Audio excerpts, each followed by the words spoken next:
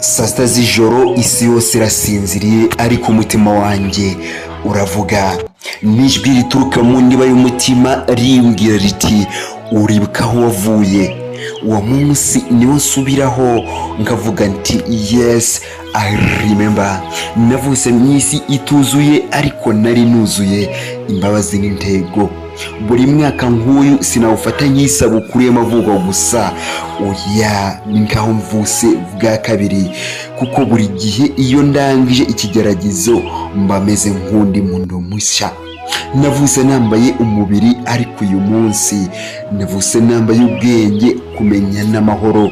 Nanyuze mu bihe bituma umuntu ashidikanya ku buzima, nkabona ko n'abari hafi bajya bagucika, ariko Imana ntigigenda.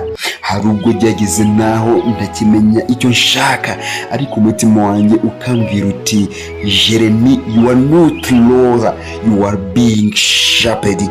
Uyu munsi ndavuga nti thank you Lord for the pain of it that taught me patience. Thank you for silence, for it made me listen deeper. Thank you for rejection, for it give me direction. Kuko mu by'ukuri nigiye ku buzima si ukubaho gusa, ahubwo ni ukubaho ufite impamvu no kumenya ko niyo isi itakubonye Imana ibikuri hafi. Ndashimira buri wese wigeze kunyumva akanyizera akanyandikira mbwira ngo Jeremy, amagambo yawe arankomeza. Mumenye ko buri jambo nandika rikomoka ku mivu y'amarira nigeze guta, ngayata hasi ngata n'icyizere, ariko ntibyapfiraho.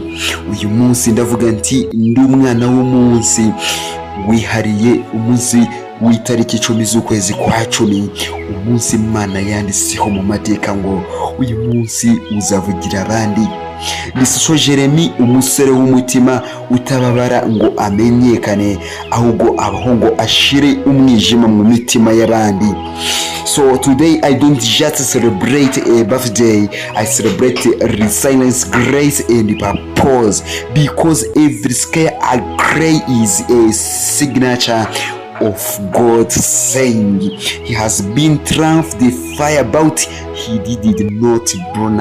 Ndishimye cyane, sinzi aho imihanda izangeza, ariko nzi aho nahereye, nzi uwo mpagarariye kandi nzi icyo nshaka kubaho ku isi.